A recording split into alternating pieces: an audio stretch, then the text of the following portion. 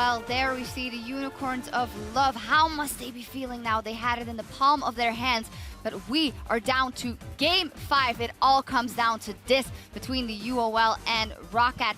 Now, of course, after this, right after Game 5, we'll go over to the NALCS for Team Solomid versus Gravity, but that's not up just yet because we have Game 5. We do have to give the players some time to, well, discuss and get ready for that Game 5. That gives us some time to break down what exactly should happen.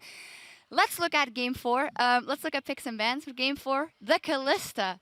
The fear it's instilled in the pick and ban phase of the Unicorns of Love, if you can remember, because it's been a while ago now, it was a long game, and how long they hovered over it. I'm just so surprised we had to go through Game 1 and Game 2 with Kalista bans on the side of ROCCAT, then is left open. And as a lot of people would honestly expect, we saw Unicorns talk about it. Hovered for like 40 seconds, like, should we take it? And then in the end, they're like, no, we don't grab it. We take the Elise. ROCCAT knew they would get the Elise, get the Kalista, sorry. And it was just strange to me because normally in a best out of 5, in Game 1, you would leave Kalista open and say, Vardax, do you want to play it? Let's see what you can do, and then maybe we can ban it later if we are so afraid of a certain pick. But anyway, that seems to be fixed now. For ROCCAT, we see Rallis and Nuke Dog late game in these fights here are the massive carries on the team. Yet Unicorns, I mean, they had this game. They're doing so many things correct in the start of the game. Whenever at least the comps are even or they have a slight advantage in the mid game, they seem to get these leads over ROCCAT.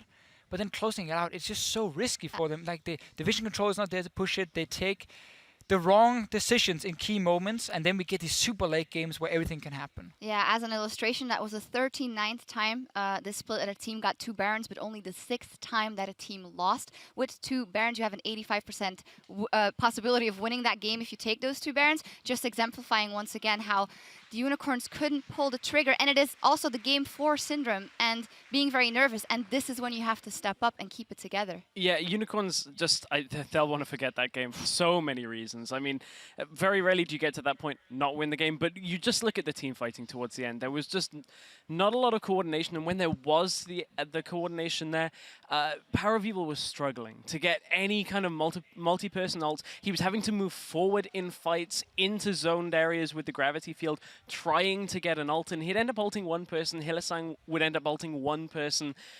And at that point, you could see how far the composition was kind of lagging behind for the Unicorns. Yeah. If you're not getting a massive wombo combo, there is almost no way of winning those fights because if Nuke Duck's not dead halfway through the fight, that's ROCCAT pretty much in the lead. Yeah, and he's sitting on cleanse as well. I mean, it's almost impossible, but also the Gnar pick, which was kind of the response. Now, Nautilus has been banned away from Chachi a few times. The Maokai was picked in first rotation.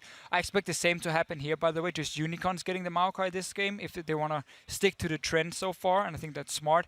Remove Steve from a fairly easy-to-play champion because, honestly, he's been struggling today. I mean, TPs have been all over the place. He's been dying quite a few times in lane. Put him on a champion where you can punish him for mispositioning, not like the Maokai who's just going to kind of run in many cases. But in these fights as well here with the Gnar, the build from Chachi was obviously very split push focused. Black Cleaver, there was a more of a Mortis, I believe, as well from him. So he wasn't really tanky enough to be a front line this late in the game. What about a Shen? I mean, Shen could have done it. I don't like Shen into Maokai. Yeah, that's true. Because Maokai will outscale it. But for the mid-game pressure, I think Shen would work great in this series. Yet nobody has opted to pick him so far.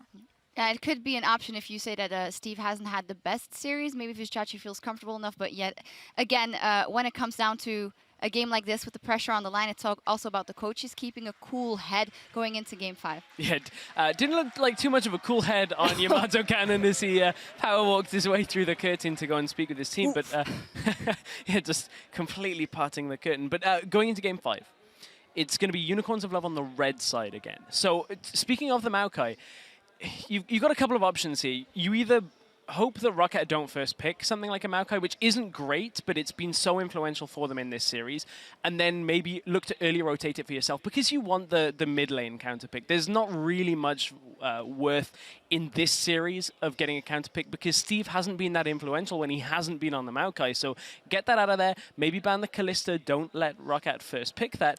And give Power of Evil something for his mid lane, and maybe that's the platform that Unicorns look to build from. Here's the problem, though, when it comes to last picking your mid lane.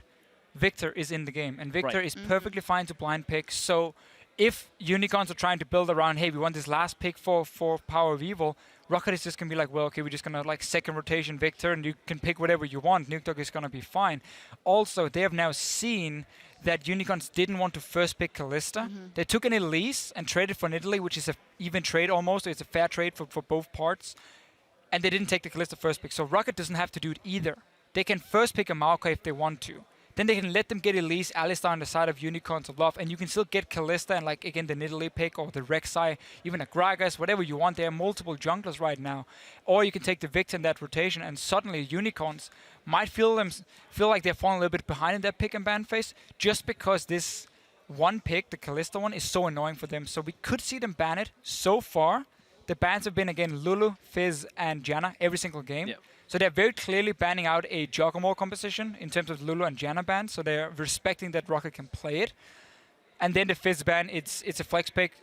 We've seen it Steve top lane, and we've seen Nukedog play it in the past, obviously in the mid lane. So they might just stick to those bans. Yeah. Very, very interesting. And I'm also hyped for that matchup we were looking at before, Nukedog versus Power of Evil. Nukedog has been doing phenomenally. Power, although he didn't get his shockwaves off in the end. What a matchup this has been, and we get another game of it, so it's time to settle the score. So we're going to head over to the casters and get onto the Rift.